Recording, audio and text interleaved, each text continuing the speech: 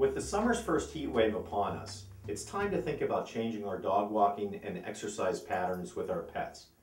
Animals respond differently to high temperature and humidity than people do, so I want to make you aware of one of summer's deadliest pet problems, heat stroke.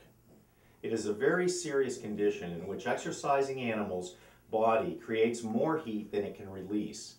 Since dogs' and cats' skin has very few sweat glands, they rely on panning air over their wet tongues to provide cooling through evaporation of saliva. When both heat and humidity especially are very high, minimal evaporation occurs, causing body temperatures to sometimes soar above 108 degrees. Very, very serious. You may see any or all of the following symptoms when that happens. Rapid labored breathing, very red gums, and severely bloodshot eyes.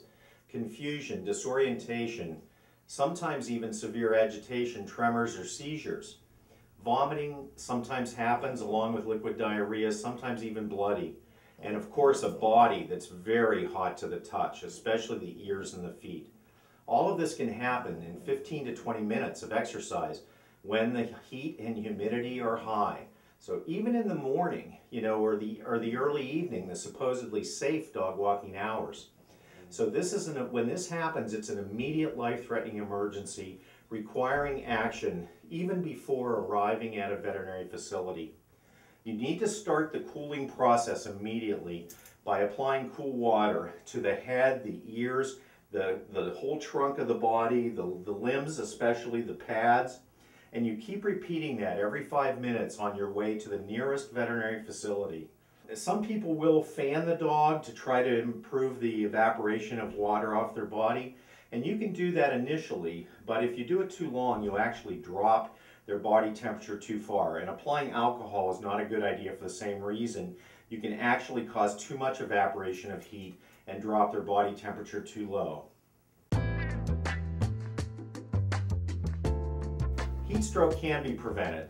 Certain flat-nosed breeds like Nellie, the French Bulldog here, English Bulldogs, Bull Terriers, Pekingese Pugs, all of them are predisposed anatomically because they have a restricted airway. As you know, listening to these guys breathe, you can tell they're having some trouble getting breath even when it's not hot and humid. So they really must be monitored closely in the spring, summer, and fall when you exercise them.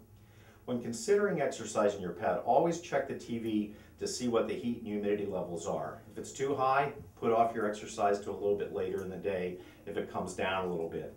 And the #1 rule is always carry water with you so that both you and your pet can take a break 3 to 4 times per exercise hour, have a chance to hydrate yourselves. Remember, humans sweat profusely to stay cool. Pets don't. Your pet can develop heat stroke long before you will.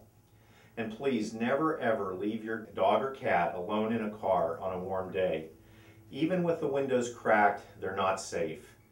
You have to remember that the inside of the car acts like an oven, and within minutes the temperature can soar over 140 degrees. And that's another pet health tip from the staff of the Pittsburgh Spay Vaccination Clinic, a full-service veterinary facility.